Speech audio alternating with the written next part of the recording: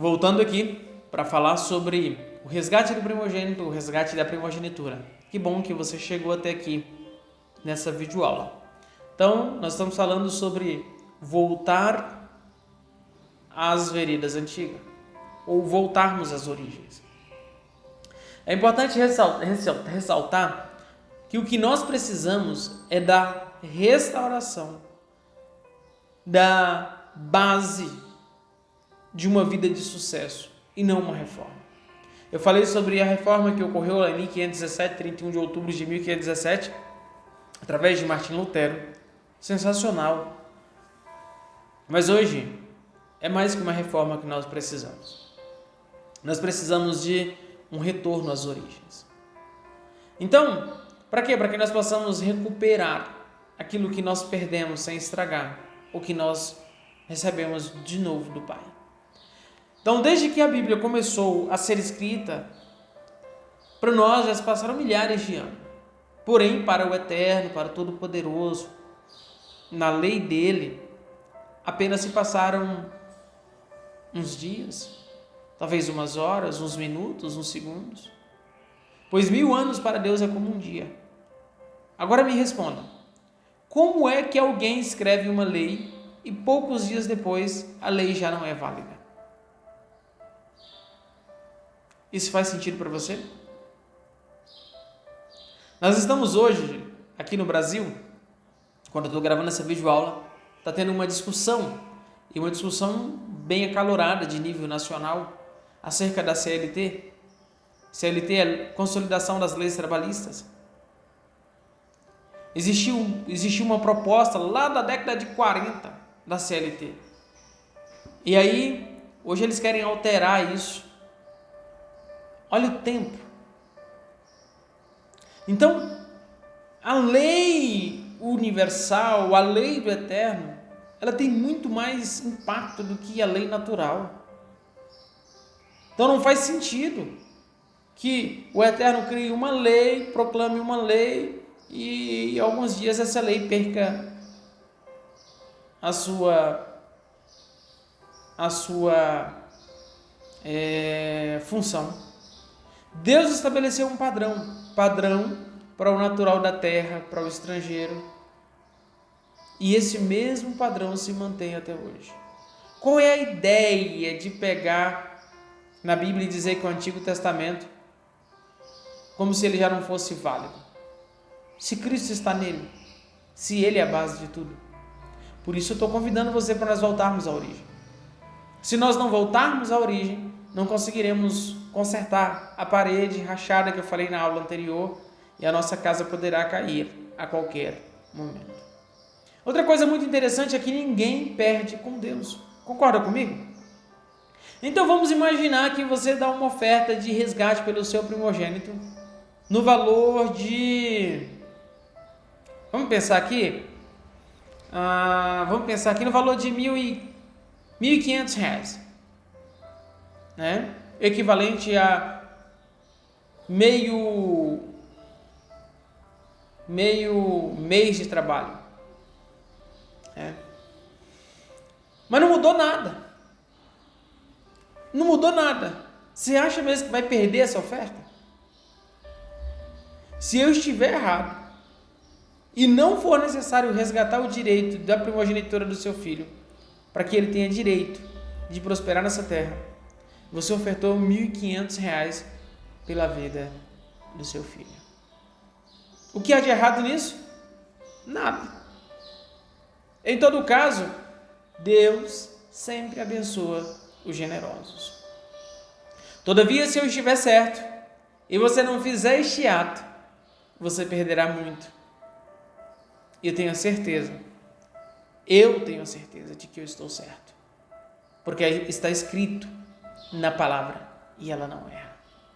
Agora pode parecer loucura aos seus olhos o que eu estou trazendo para você aqui. Mas daqui a uns anos você que fez essa oferta do resgate da primogenitura, você vai poder comprovar o que mudou em sua vida, o que mudou na vida do seu filho. O primogênito deveria trabalhar única e exclusivamente para Deus, por isso ele não consegue fazer nada fora dele. para que tenha o direito de prosperar nessa terra, ele precisa resgatar a primogenitura. Biblicamente, nós não podemos dar uma oferta para a salvação. É impossível, não existe isso. Isso é anticristo. Porque nem todo o ouro da terra ou riqueza desse mundo poderia pagar o resgate para a salvação de uma alma, quanto mais do mundo todo. Apenas Jesus pôde fazer isso. Pois só estávamos destinados a ir para o inferno. E ele ofertou, dando a própria vida pela nossa salvação. Não há mais nada que ninguém possa fazer acerca da salvação. No livro de Salmos está escrito, Salmo 49, verso 8, pois a redenção da alma deles é caríssima e cessará a tentativa para sempre. A alma não pode ser resgatada por ninguém, porque o preço dela é caríssimo e já foi resgatada pelo Cordeiro de Deus. Em 1 Pedro 1, 18 ao 20, o texto diz que, sabendo que não foi coisas corruptíveis como prata ou ouro que foste resgatados da vossa vã maneira de viver, que por tradição recebeste dos vossos pais, mas com o precioso sangue de Cristo, como o Cordeiro imaculado e incontaminado, o qual, na verdade, em outro tempo foi conhecido, ainda antes da fundação do mundo, mas manifestado nesses últimos tempos por amor de vós. Na primeira carta de Paulo a Timóteo, capítulo 2, versos 5 e 6, diz, porquanto há um só Deus e um só mediador entre Deus e os homens, Cristo Jesus, homem, o qual a si mesmo se deu em resgate por todos, testemunho que se deve prestar em tempos oportunos. Então, para sermos salvos, nós temos que confessar a Jesus como Senhor e Salvador, crer e mais nada. Para termos os benefícios da terra, nós temos que fazer a nossa parte, sermos batizados, sermos dizimistas, sermos ofertantes, termos compromisso, termos responsabilidade, cumprir com os nossos deveres. Esse padrão é para todos e não apenas para os cristãos. E aí, sabe o que eu acho muito interessante? Que todas as pessoas querem os benefícios dos judeus, a nação mais próspera da terra. Afinal, eles detêm mais de 50% de toda a riqueza da terra. Mas poucos querem fazer o que eles fazem. Eu quero o resultado que a pastora Zélia tem, mas eu não estou disposto a fazer o que ela está fazendo. A pastora Zélia levanta 4 horas da manhã para ler a Bíblia, para participar da mentoria dela, para ouvir, para sentar, para aprender. Ela levanta 4 horas da manhã para fazer o devocional dela, para fazer a meditação dela e depois ir caminhar, fazer a atividade física dela. O resultado que ela tem é porque ela está comprometida com uma ação. Aí as pessoas olham e falam, olha, eu quero esse resultado. Quer? Então faz o que ela está fazendo. Da mesma proporção esse aqui. Então sabe por que os judeus dão os dízimos e muitas ofertas com alegria? Porque quando eles estavam no Egito, eles apenas podiam comer 10% do que ganhavam. Imagina, gente, isso aqui, a gente não para pensar. Quanto a isso, eles foram curados por quê? Quase 400 anos. Eles só podiam comer 10% do que eles ganhavam. Imagina você hoje.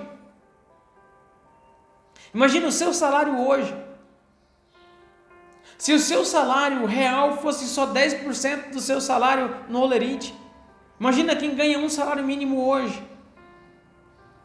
Se ele pudesse receber só 10% desse um salário mínimo. Eu não sei. E parece que é 1.500 um salário mínimo, alguma coisa assim. Então imagina comigo. Você só vai poder receber R$150 para passar o mês todo. Daria para você passar? Pois é, por isso que os judeus, eles ofertam com alegria.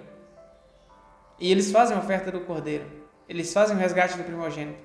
Eles dizimam com alegria. Por quê? Porque quando eles estavam no Egito, eles só podiam comer 10% do que ganhavam. Depois do êxodo, ficaram com 90%. Porque os judeus e nós celebramos a Páscoa? Por quê? É um memorial. Lá na Páscoa tem um cordeiro, tem um pão, tem as ervas amargas, tem os ovos, tem as pastas doces, são memoriais. E celebrar o memorial é para não esquecer daquilo que Deus já fez. Quando eu dou uma oferta de resgate, quando eu entrego uma oferta de resgate, é exatamente isso que eu estou fazendo, trazendo à memória. Cerca de 200 mil cordeiros morreram no Egito. mas o propósito deles era para a prosperidade e não para a salvação. Se fosse assim, apenas um teria morrido por todos. Mas, como aconteceu no Éden, e o que aconteceu para a nossa salvação, onde apenas o Cordeiro foi sacrificado, Jesus o Cristo. Então, Adão significa a humanidade quando ele pecou. Um cordeiro foi morto para que ele e Eva pudessem se cobrir e tapar da sua nudez. Sendo assim, um cordeiro morreu pela humanidade. Porém, depois de saírem do Éden, todos os cordeiros que morreram foram para a redenção. Então, se uma pessoa pecasse, sacrificava um cordeiro. Se comprasse uma casa e quisesse santificar, sacrificava um cordeiro. Para que tudo era um cordeiro? E eles não eram salvos. Eram. Mas o cordeiro era para a prosperidade na terra.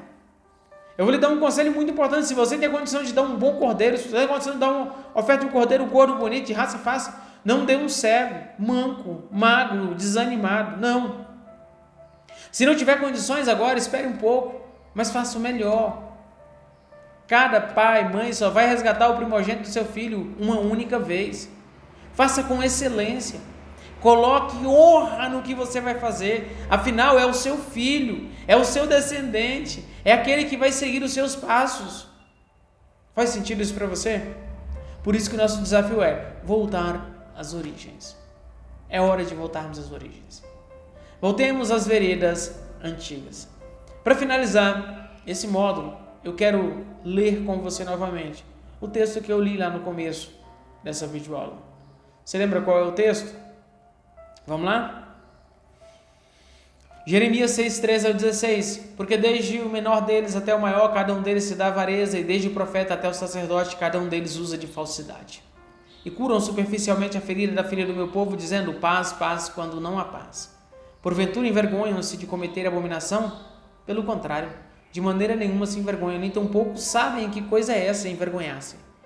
Portanto, cairão entre os que caem, no tempo em que eu os visitar. Tropeçarão, diz o Senhor. Assim diz o Senhor, ponde-vos nos caminhos e vede, e perguntai pelas veredas antigas, qual é o bom caminho, e andai por ele, e achareis descanso para as vossas almas. É tempo de retornarmos aos princípios e aos fundamentos, para que nós possamos viver de forma plena e abundante aquilo que está descrito no Evangelho de João 10:10, parte B. Que Deus te abençoe e nós nos encontramos na próxima videoaula.